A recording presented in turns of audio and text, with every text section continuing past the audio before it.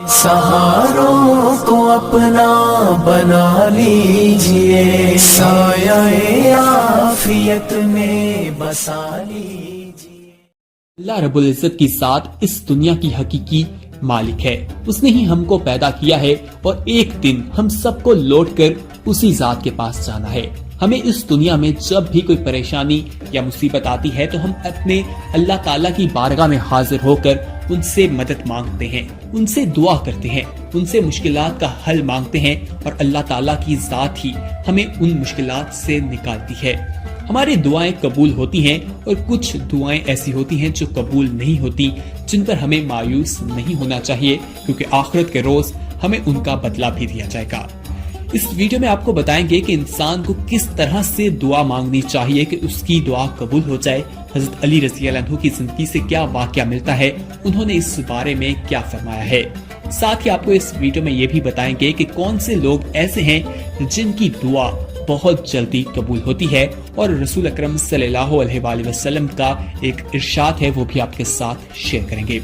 ये जानने के लिए ये वीडियो आपको आखिर तक लाजमी देखनी होगी, और अगर आपने हमारा चैनल सब्सक्राइब नहीं किया तो फौरन सब्सक्राइब कीजिए, साथ ही बेल आइकन पर क्लिक करें ताकि मजीद आने वाली वीडियोस जो हम वक्तन फवक्तन आपके लिए इस चैनल पर अपलोड करते हैं वो आपको वक्त पर मिलती रहे। दोस्तों, हजरत अली रज़ी अल्लाह अन्हु की जिंदगी से जो वाक़या मिलता है वो आपके साथ शेयर करते हैं। ये हम सब जानते हैं कि हजरत अली रज़ी अल्लाह अन्हु के पास इनका बहुत बड़ा खजाना मौजूद था और वो मस्जिद के मिंबर पर बैठा करते थे और कहा करते थे कि कोई है जो मुझसे सवाल करे और मैं उसे उसका जवाब दूं। तो हजरत अली रज़ी अल्लाह अन्हु से बहुत से लोग सवाल करते थे और हजरत अली रज़ी अल्लाह अन्हु उनका जवाब देते थे। कोई भी शख्स ऐसा नहीं था जो उनके बारगाह से खाली हाथ वापस गया हो, यानी कि अपने सवाल का जवाब लेकर वापस ना गया हो।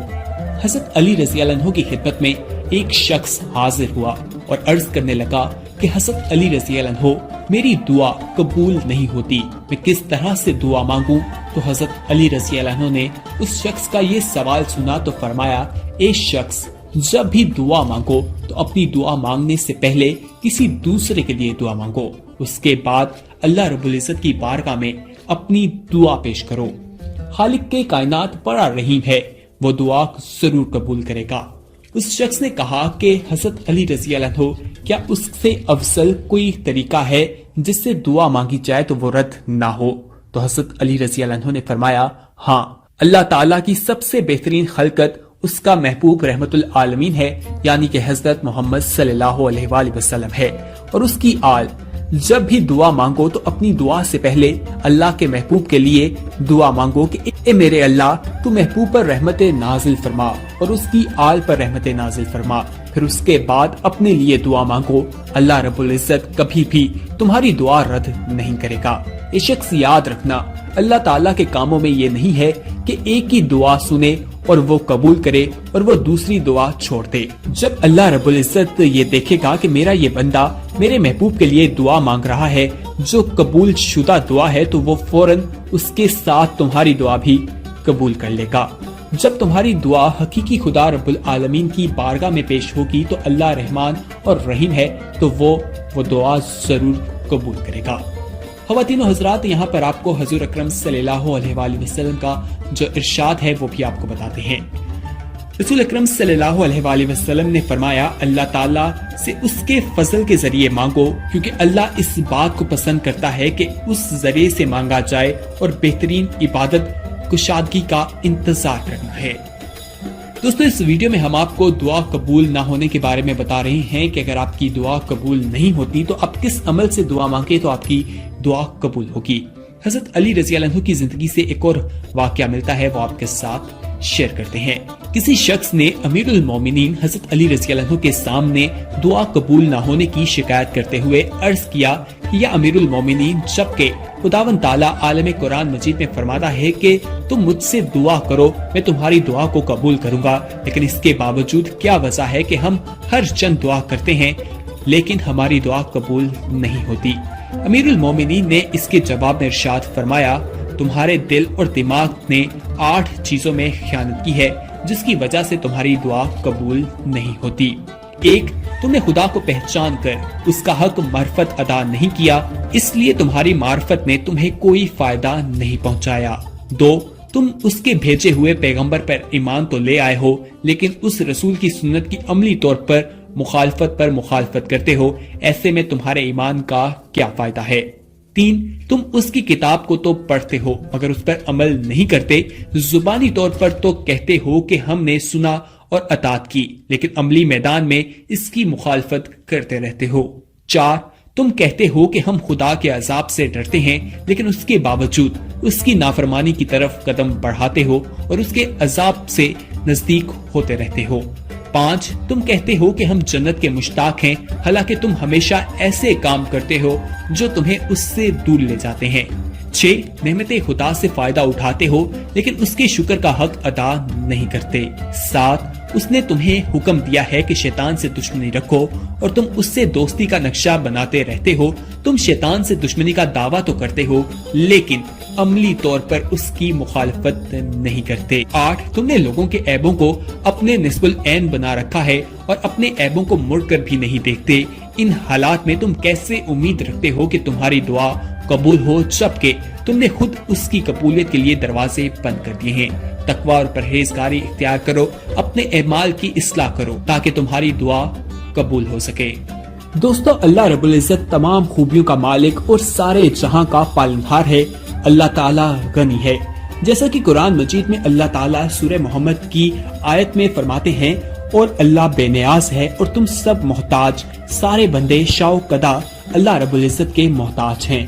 زمین اور آسمان کے سارے خزانے اللہ ہی کے ہیں، وہی جسے چاہتا ہے اپنے فضل سے نوازتا ہے۔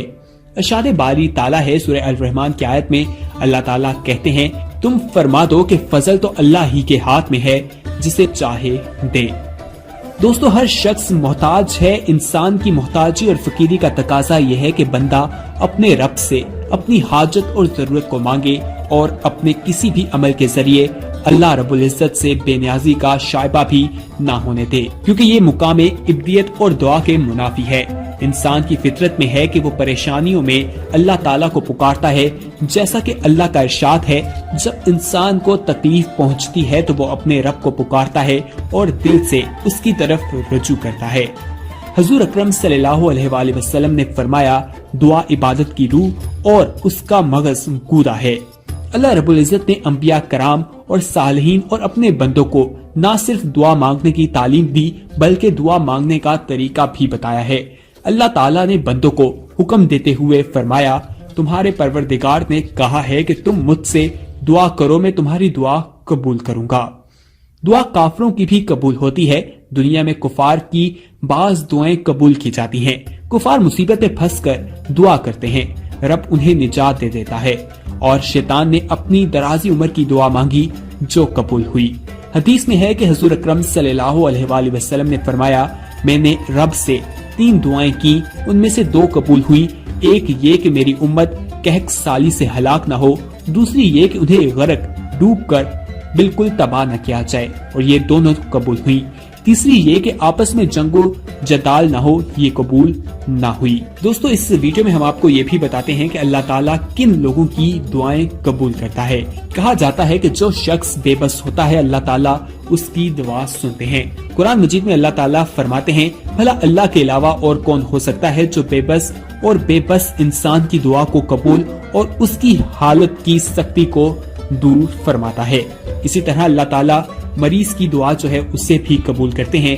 حضرت عبداللہ بن عباس رضی اللہ عنہ سے روایت ہے کہ رسول اکرم صلی اللہ علیہ وآلہ وسلم نے فرمایا، مریض جب تک حالت مرض میں رہتا ہے تو اس کی دعا رد نہیں کی جاتی۔ حضرت انس رضی اللہ عنہ سے روایت ہے کہ رسول اکرم صلی اللہ علیہ وآلہ وسلم نے فرمایا، مریضوں کی عیادت کیا کرو اور ان سے اپنے لیے دعا کی درخواست کیا کرو، کیونکہ مریض کی دعا قبول ہوتی ہے۔ اسی طرح آپ کو بتائیں کہ مسافر کی دعا بھی قبول ہوتی ہے۔ حضرت ابو ہریرہ رضی اللہ عنہ سے روایت ہے کہ رسول اکرم صلی اللہ علیہ وآلہ وسلم نے فرمایا، 33 دعائیں قبول ہوتی ہیں، ان میں سے ایک مسافر کی دعا ہے۔ اسی طرح باپ کی دعا بھی قبول ہوتی ہے۔ اولاد اللہ کی نعمت ہے، اللہ جسے یہ نعمت عطا فرماتا ہے اس کی ذمہ داریاں بھی بڑھا دیتا ہے۔ حضرت ابو ہریرہ رضی اللہ عنہ سے روایت ہے کہ رسول اکرم صلی اللہ علیہ وآلہ وسلم نے فرمایا، 3 तरह کے لوگوں کی دعائیں قبول کیوں نہیں ہوتی اس بارے میں بتایا، اور کس طرح دعا مانگی جائے تو وہ قبول ہوتی ہے۔ آپ کو حضرت علی کی زندگی سے بھی کچھ واقعات بتائے ہیں، قرآن اور حدیث کی روشنی میں بھی آپ کو بتایا ہے۔ امید ہے کہ یہ ویڈیو آپ کو پسند آئی ہوگی۔ اس ویڈیو کو اپنے دوستوں کے ساتھ لازمی شیئر کیجیے گا، اور اگر آپ نے ہمارا چینل سبسکرائب نہیں کیا تو فوراً سبسکرائب کیجیے، ساتھ ہی بیل آئیکن پر کلک کریں تاکہ مزید آنے والی ویڈیوز جو وقتاً فوقتاً اس چینل پر اپلوڈ ہوتی ہیں وہ آپ کو وقت پر ملتی رہیں۔ اس ویڈیو کو لائک اور کمنٹ کرنا نہ بھولیے گا۔ کمنٹ میں آپ ہمیں یہ بھی بتا سکتے ہیں کہ آنے والے وقت میں آپ کس طرح کی ویڈیوز دیکھنا پسند کرتے ہیں۔